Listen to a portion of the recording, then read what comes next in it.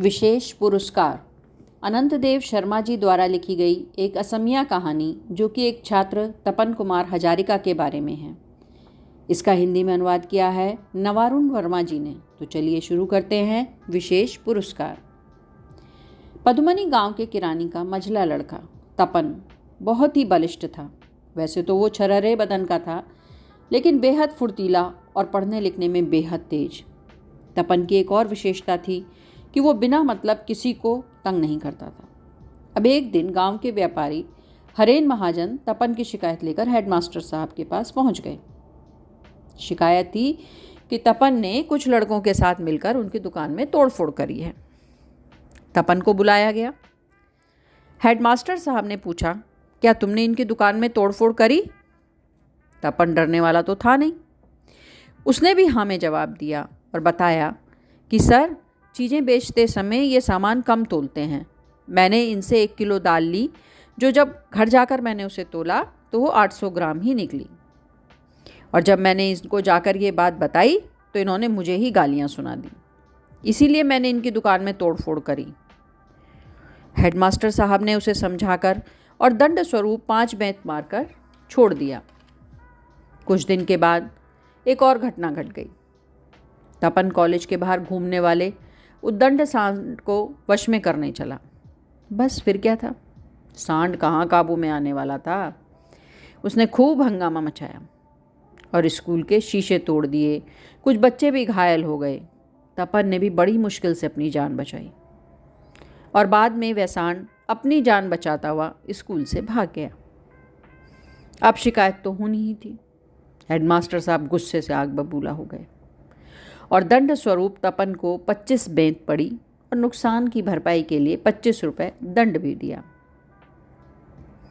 यह तो था तपन का एक रूप। अब उसका दूसरा रूप भी दिखाई दिया हेडमास्टर साहब को। दरअसल हेडमास्टर साहब पदुमनी गांव में घूमने के लिए निकले। तभी उन्होंने देखा कि तपन एक भिखारिन का सारा सामान अपने सिर पर रखकर और उसका हाथ पकड़कर ले जा रहा है। वहीं पास में खड़े नरेन और महेश उसका मजाक उड़ा रहे थे। हेडमास्टर ने बात का पता लगाने के लिए उस बुढ़िया से पूछा। उसने बताया कि उसे बहुत तेज बुखार है और यदि तपन ना होता तो वो सड़क पर ही पड़ी रहती। हेडमास्टर साहब मनी मन बहुत खुश हुए। लगभग 2 हफ्ते बाद हेडमास्टर साहब को एक और दृश्य दिखाई दिया कि तपन उसी सांड के पैर में कुछ दवाई लगा रहा है और रोता जा रहा है।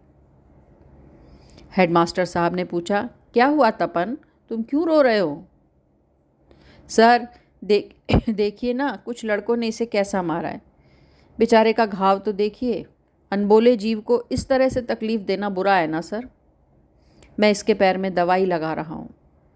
सुना है इस दवाई से इसका घाव ठीक हो जाएगा और ये फिर से अपने पैरों पे खड़ा हो पाएगा। सांड की तकलीफ से उसका मन भी भारी था। आंखें डबडबाई हुई थीं। हेडमास्टर साहब ने क्षण भर कुछ सोचा। इसके बाद तपन के चेहरे की ओर देखते हुए प्यार से उसके गालों को सहलाया और चल दिए। ज्ञानपीठ हाई स्कूल में पुरस्कार वितरण समारोह का दिन। इस बार एक विशेष पुरस्कार घोषित किया गया स्कूल के उत्तम चरित्रवान लड़के के लिए, और वो पुरस्कार मिला तपन को, क्योंकि हेडमास्टर साहब ने दयालुता, कृतज्ञता आदि मानवीय गुणों को उसके अंदर पाया। सारी सभा तालियों की गड़गड़ाहट से गूंज उठी। साथ ही हेडमास्टर साहब ने 5 रुपए की पुरस्कार राशि भी अपनी तरफ से प्रदान करी।